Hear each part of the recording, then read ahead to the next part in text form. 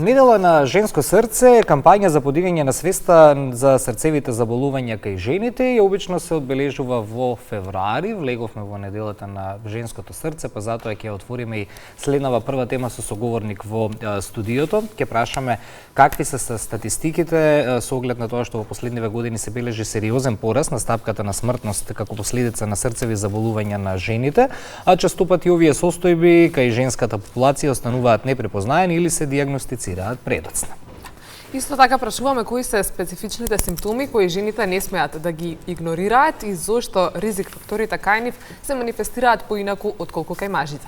Превентивните прегледи не се само препорака, тие се клуч за здраво женско срце, а утрово на оваа тема и на овие прашања разговараме со нашата прва гостинка, доктор Ивана Јовановска-Христова, специјалист по кардиологија. Добре дојдовте во Македонија наутро.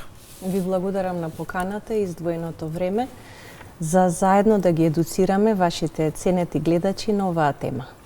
За жал, податоците велат дека срцевите заболувања се водечка причина за смрт кај жените во светот. Доктор Ивана, зошто бројките покажуваат раст на смртоноста од срцеви заболувања и дали најчесто станува збор за доцнета дијагностика, нередовни прегледи, превентивни и слични?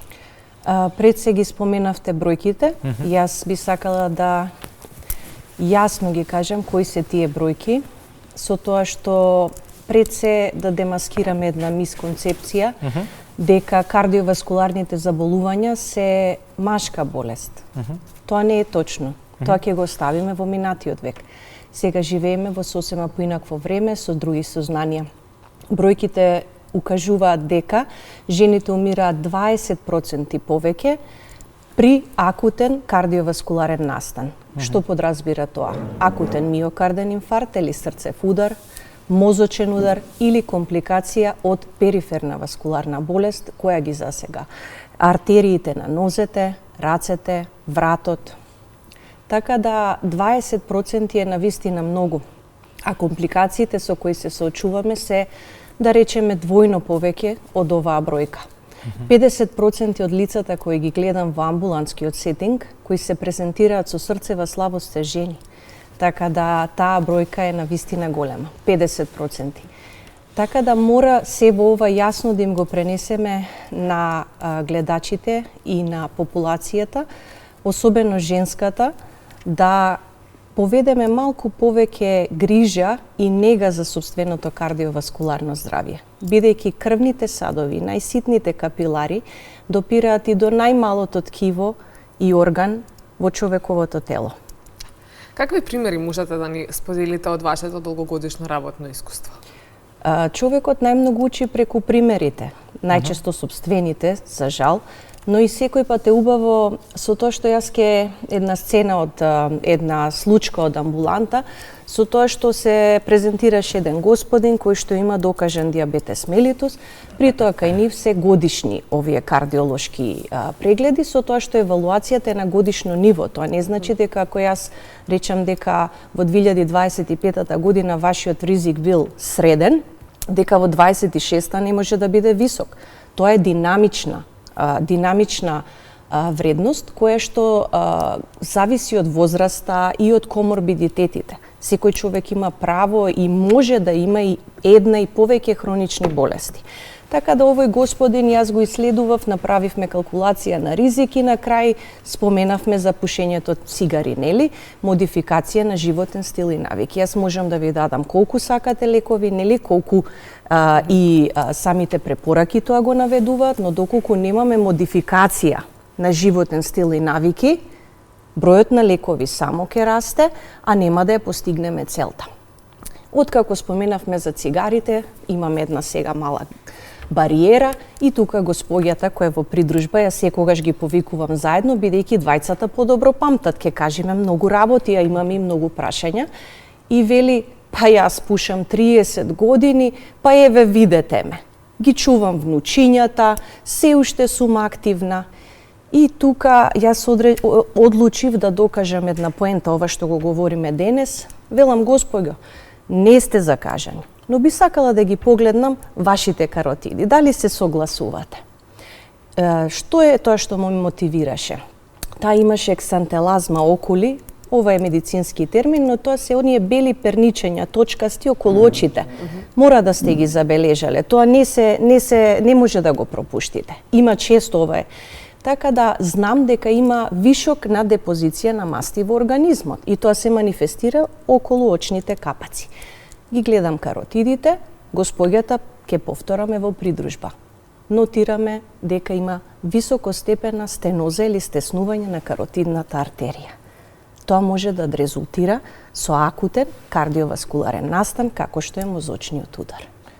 Значи, демаскирав, ми се извинувам, нешто многу важно, а таа беше само во придружба. Нормално, таа сега нема да се презентира во превентивни цели, веќе ќе мора да третираме. Така. Дали е точно дека женското срце страда потивко? Кои се оние суптилни симптоми кај жените кои често се заменуваат со умор или стрес, а всушност се аларм за срцеви проблеми?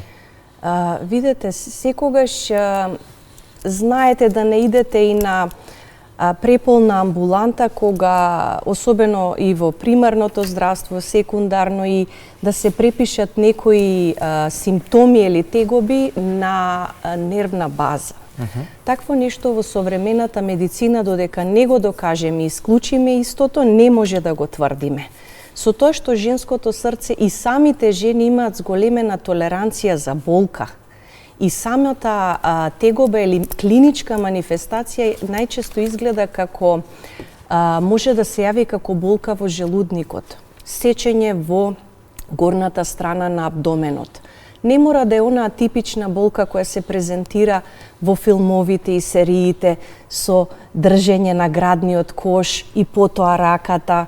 Значи, тие се многу посуптилни. Јас имав сега последно една пациентка која се поплакуваше на една кашлица, а потоа, кога влеговме во малку потемелни инвестигации, нотиравме дека кашлицата е резултат на слабо срце. Така да една обична кашлица ме мачи. Легнувам навечер наравно, не можам да спијам. Постојано кашлам. Зошто? И тука ја откривме причината. Еден од крвните садови беше запушен и таја се презентираше со срцева слабост. Исто така, гадење, повраќање, малаксаност, една нестабилност, генерализирана слабост. Значи, сиве овие тегоби, ве молам, болката е најголем пријател на човекот. Точно, сите ја мразиме, никој не сака, со болка не се живее, квалитетот на живот не е добар. Но никогаш не ја сваќајте и не ја земајте безазлено. Организмот ви алармира. Појдете на доктор. Нормално, можете и кај матичниот доктор да појдете, барем едно базично ЕКГ да направиме. Доктор Ивана, кои се разликите кои што можеби постојат помеѓу мажите и жените кога станува збор за кардиоваскуларното здравје, а особено и во симптомите кои што и пред малку ги искоментиравте, меѓутоа и во таа навика за редовни прегледи или игнорирањето на болката? Истакнавте исто така дека жените можеби се поотпорни на болка, знаат да игнорираат, па дали и тоа е една од причините за тоа што често не се превентивни тие прегледи, туку веќе со диагностика? Па, забележувате, нели, само толку дека мажите се секогаш и покорпулентни, имаат поголема мускулна маса, а со тоа имаат и поголем калибар на крвни садови. Со тоа што кај еден маж, еден крвен сад има, нели, двојно поголем лумен, како го замислиме крвниот сад како цевка, кај жената се тие пограцилни. Така да една плака, односно наслага, јас ја споредувам со бигор. Тоа е атеросклерозата. Замислете го бигорот кој што го забележувате на оние бойлери, машини за перење. Тие наслаги, овие лица ги имаат на крвните садови. Чисто сликовито, не научно. Со тоа што тој мал калибар, таа плака може да има повеќе значење и да е посигнификантна кај оваа жена со грацилни крвни садови и да резултира со катастрофален исход, бидејќи и самата мускулна маса и дебелина над зидот на срцевиот мускул е помала, што значи ќе загубиме и многу повеќе. Тоа е чиста физика. Едно подпрашање сакам да поставам во однос на тоа што досега го зборувавме, сега се однесува и за жените, но се однесува и за мажите. Обично многу луѓе кои што се и физички активни избегнуваат кардиолошки превентивни прегледи, барем ја што се консултирам со нив, бидејќи велат, ако ми кажат нешто поврзано со срцето, треба да престанам да го правам. Тоа треба да престанам да вежбам.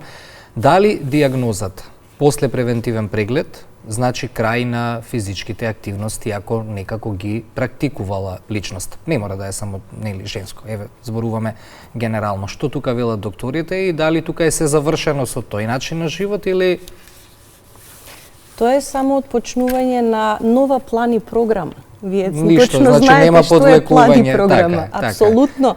Нова е најчест митка, затоа сакав да одговориме на прашањето. Секогаш се охрабрува физичката активност. Оние лица кои се физички активни, дури и прекумерно, секогаш имаат подобар исход после кардиоваскуларен настан наспроти неактивната популација и секако имаат помалку коморбидитети. Дали се тоа кардиоваскуларни или некардиоваскуларни, значи имаме подобра регулација на шекерот, подобра регулација на крвниот притисок и по-здрави крвни садови. Така. Кога е идеалната возраст за една жена да го направи својот прв кардиолошки рутински преглед и дали тоа низ годиниве се менува, дали е поместена возрастната граница? Возрастната граница е веќе одавна поместена. За жал, со тоа што најмладата пациентка во овој изминат период со срцев удар имаше 38 години. Оваа госпоѓа и јас се надевавме дека не сум во право, дека можеби болката се должи на нешто друго. Но после направените електрокардиограми и ултразвук на срце го докажавме ова.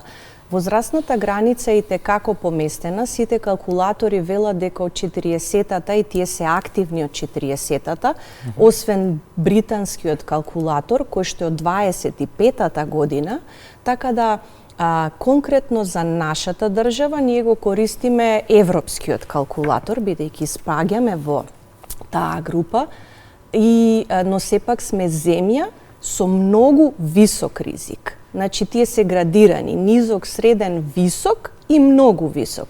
Ние сме во темно-црвената зона, заедно со уште неколку останати земји, така да калкулаторите се активни, постојат од 40-тата, но доколку имате генетска предиспозиција, член во семејството кој прерано починал или ненадејно починал, имал ненадејна срцева смрт, ќе ве замолам да дојдете порано, за да почнеме, односно планираме кои ќе ни бидат следните чекори. Дали законот за пушење може да не извади од таа зона, што ќе почне да се применува од 1 март, не можеме да ја заобиколиме оваа тема, бидејќи една од ризик факторите, го споменавте и вие, пушењето, па лично како доктор, кои се вашите очекувања со оглед на тоа дека сме една од најпушачките нации во Европа, со тоа вие кардиолозите имате полни раце работа? Тоа е вистина. Јас сум пред се антипушач, но сепак сметам дека ќе има бенефит. Јас на сите мои пациенти им советувам да не пушат или престанок на пушењето, да употребуваат афирмации. Афирмациите значат како оние 60 секунди во на огромна потреба да запалиме цигара, ќе го надвладееме, нели, разумот ќе надвладее и тоа ќе го полека избегнеме и да применуваме здрави животни навики. Сепак мислам дека тие се само една капка во морето, но сепак верувам дека ќе има бенефит. Така. Доктор Ивана, кои се вашите 3 клучни совети која секоја жена може да почне да ги практикува со цел да го заштити своето срце? Пред се да мислат на себе си, барем да си одвојат еден дел од своето скапоцено време, кое навистина го разбирам, бидејќи јас сум и мајка, и сопруга, и сестра, и така натака. Така да одвојте си време за себе. Оној неколку часа кои одите во козметички салон, да, одете повторно, апсолутно, но одвојте го и за вашето здравје. Второ, немојте болката да ја сваќате безазлено, немојте тегобите да ги оставате или препишувате на нервна база. Да, убаво е кога ќе си се охрабриме самите дека ова ќе помине, ќе трае кратко и ќе бидеме добри. И под 3, бројките, смртноста е голема, 20%, значи 50-50 сме, после 60-та сме речиси израмнети, така да... Влијае врз тоа и менопаузата? Менопаузата влијае, но денес менопаузата е навистина еден релативен термин, бидејќи постојат форми на преранета менопауза. И естрогенот, за жал, покрај овие фактори, ризик фактори, што се мноштво, не во толку голема мера не штити денес како порано. Така. Одамна вака не ми било пријатно кога разговараме со доктор, бидејќи ние од другата страна, обично, нели, кога зборуваме за медицина, за здравство и слично, и некои теми не се пријатни да ги слушаш додека зборуваш. Ви благодарам за гостувањето во Македонија наутро. Се надевам ќе се видиме повторно и посакувам убав работен ден. Сигурно веќе пациентите ве очекуваат. Кога почнува работниот ден денеска? Работниот ден почнува во 7:45. Но да се заблагодариме што ве одстапија да ни дојдете тука, така? Ви благодарам многу на пријатната атмосфера и на убавиот разговор. Се надевам ќе имаме прилика и повторно на заедничка средба. Благодариме за гостувањето. А во овие неколку наредни минути, со тоа што прво го вклучуваме повторно колегата Михајло Донев, ќе отвориме тема